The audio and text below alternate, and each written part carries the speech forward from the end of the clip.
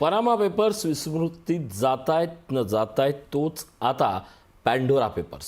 नेमकं हे प्रकरण काय जाणून घेऊया. आंतरराष्ट्रीय विश्लेषक डॉक्टर सतीश ढगे आपल्यासोबत जोडले जात आहेत. ढगे सर, स्वागत आपलं. अगदी साधा महत्त्वाचा प्रश्न, अर्थव्यवस्थेला हे खरंच घातक आहे का? या प्राथमिक प्रश्नापासून ही सगळी चर्चा पुढे सुरुवात करूया. नक्कीच ऋषी, या पॅन्डोरा पेपर लीकच्या रिपोर्टनुसार आपल्याला दिसतंय की काळ्या पैशाचं जगभर काय काळ सत्य आहे हे सगळ्या जगासमोर पुन्हा एकदा आलेलं आहे. 2016-2017 मध्ये सुद्धा अशाच प्रकारचा पनामा पेपर लीक हा एक रिपोर्ट पब्लिश झाला होता आणि ऑलमोस्ट आता 4-5 वर्षानंतर या पॅन्डोरा पेपर लीकच्या माध्यमातून जगातल्या तब्बल 91 देशामध्ये कशा प्रकारे कर चोरीच्या माध्यमातून, कशा प्रकारे एक प्रकारे ब्लॅक मनी आपण ज्याला म्हणतो, काळा पैसा कशा प्रकारे जो आहे आपल्या अर्थव्यवस्थेमध्ये फिरतो याचं हे उत्कृष्ट उदाहरण आहे. नक्कीच याचा अर्थव्यवस्थेवर अतिशय विपरीत परिणाम होतो, कारण मुळात काळा पैसा म्हणजे काय? मुख्यतः दोन गोष्टी आपल्याला लक्षात घ्याव्या लागतील. इल्लीगल पद्धतीने, अवैध पद्धतीने जर तो पैसा कमवला तर तो काळ्या पैशाच्या व्याख्येमध्ये येईल. आणि एवढंच नाही तर त्या पैशावर जर आपण त्या ऑथॉरिटीजला टॅक्स दिला नाही, म्हणजे थोडक्यात भारत सरकारला त्या कमाईवरचा जर टॅक्स मिळाला नाही तर तो ब्लॅक मनी आहे. आता समजा या ठिकाणी सचिन तेंडुलकरचं नाव आलेलं आहे, अनिल अंबानीचं नाव आलेलं आहे, पूर्वी मोदीचं नाव आलेलं आहे, किरण मजुमदार शॉ यांचे पती यांच्यावर हे आरोप झालेले आहेत. हे आरोप आहेत, त्यांना आतापर्यंत जे आहे आपण गुन्हेगार ठरवलेलं नाही. तर व्यक्ती सापेक्ष चर्चेच्या ऐवजी माझ्या मते ही एकूणच जी पद्धती आहे कशा प्रकारे अर्थव्यवस्थेला घातक आहे याकडे आपल्याला पाहावं लागेल. कारण भारत सरकारचा त्या माध्यमातून कर एक प्रकारे जे आहेत हे लोक चुकवतायत. बाहेरच्या देशामध्ये गुंतवणूक करणं किंवा एखाद्या व्यक्तीनं श्रीमंत असणं यामध्ये काहीही गैर नाहीये, पण कर चोरी करण्यासाठी हा सगळा प्रकार आपण जो करताय त्यामुळे भारतीय अर्थव्यवस्थेला फार मोठा छेद बसतोय.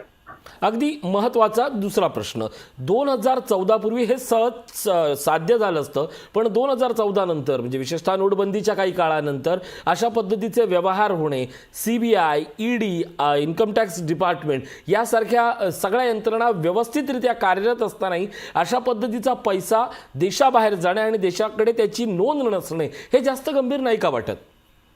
नक्कीच गंभीर आहे, कारण ज्या प्रकारे जो आहे डिमॉनिटायझेशनचा एक प्रकारे हव्वा केला होता, नक्कीच डिमॉनिटायझेशनचे काही फायदे आपल्या अर्थव्यवस्थेला झाले असतील, पण त्यामधला एक महत्वाचा मुद्दा होता की ब्लॅक मनीचं प्रमाण जे आहे या डिमॉनिटायझेशन नंतर 2016 नंतर फार मोठ्या प्रमाणावर कमी होईल. काही अंशी ते कमी झालं, पण पूर्णतः डिमॉनिटायझेशनमुळे ब्लॅक मनीचं प्रमाण पूर्णतः संपलं का? नक्कीच त्याचं नाही. पण 2017 नंतर वेगवेगळ्या देशांसोबत या ब्लॅक मनीशी संबंधित, ते कमी करण्याशी संबंधित जे वेगवेगळ्या प्रकारचे करार ज्याला आपण म्हणतो डबल टॅक्सेशन अवॉइडन्स अग्रीमेंट वेगवेगळ्या देशांसोबत आपण जे केले, त्याचबरोबर भारतीयांची संपत्ती जी वेगवेगळ्या देशांमध्ये आहे त्याच्याशी संबंधित एक्सचेंज ऑफ इन्फॉर्मेशन अग्रीमेंट हे वेगवेगळ्या देशांसोबत आपण जे केले त्याच्या माध्यमातून नक्कीच या काळ्या पैशाला काही अंशी चपराक बसण्यासाठी जे आहे फायदा झालेला आहे. पण असं जरी असलं तरी आज घडीला सुद्धा फार मोठ्या प्रमाणे अब्जोवधी पैसा हा भारतीयांचा बाहेरच्या देशामध्ये ज्याला आपण म्हणतो टॅक्स हेवन्स, म्हणजे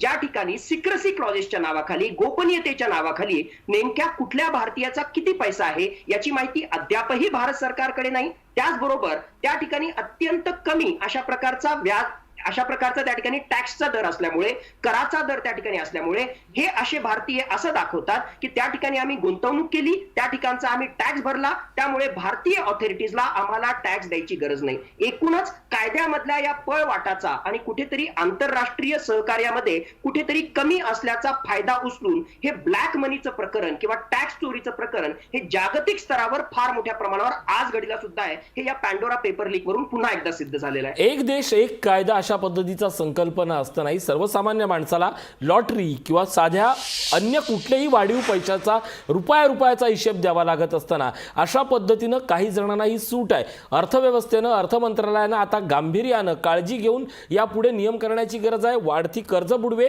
आणि कर चुकवेगिरीवर आता आळा आणण्याची गरज आली आहे. 100%, कारण जे काही कायदे आहेत किंवा ज्या वेगवेगळ्या प्रकारचे टॅक्सेस आहेत, म्हणजे जर आपण जगाचा विचार केला तर साधारणतः 30% इन्कम टॅक्स हा आमच्याकडे जे आहे सामान्य भारतीयाला, म्हणजे ज्यांच्याजवळ जे श्रीमंत आहेत त्यांना 30%पेक्षा जास्त इन्कम टॅक्स भरावा लागतो. म्हणजे जे खरोखरच इन्कम टॅक्स भरतात त्यांच्यासाठी जे आहे प्रचंड मोठ्या प्रमाणावर अशा प्रकारचा प्राप्तिकरचा रेट आहे हे का करावं लागतंय? कारण बरेचसे लोक, बऱ्याचशा संस्था, बऱ्याचशा कंपन्या या कुठेतरी कर चोरी करतात आणि त्याची भरपाई म्हणून जो सामान्य भारतीय नागरिक आहे त्याला जास्त टॅक्स भरावा लागतो. एवढंच नाही तर या ब्लॅक मनीचं प्रमाण मोठं असल्यामुळे, टॅक्स चोरी केल्यामुळे एकूणच इन्फ्लेशन म्हणजेच महागाईवर सुद्धा फार मोठ्या प्रमाणावर परिणाम त्या ठिकाणी होतो. आणि या महागाईमुळे सामान्यपणे जो गरीब आहे, जो सामान्य भारतीय आहे तो पूर्णपणे होरपळून नक्कीच. म्हणजे एकूणच या टॅक्स चोरीचा जो डायरेक्टली इम्पॅक्ट पडतो, डायरेक्टली जो परिणाम नक्कीच पडतो, कर चोरीचा जो सामान्य प्रभाव आहे तो देशासाठी अत्यंत घातक मानला जातो. या सगळ्या छोट्या छोट्या गोष्टींवर आता त्याची उत्तरं शोधण्याची वेळ आली आहे, एवढं मात्र नक्की. धन्यवाद डॉक्टर सतीश ढगे, आंतरराष्ट्रीय विषयाचे अभ्यासक, आपल्यासोबत साठी अत्यंत घातक मानला जातो. या सगळ्या छोट्या छोट्या गोष्टींवर आता त्याची उत्तरं शोधण्याची वेळ आली आहे, एवढं मात्र नक्की. धन्यवाद डॉक्टर सतीश ढगे, आंतरराष्ट्रीय विषयाचे अभ्यासक.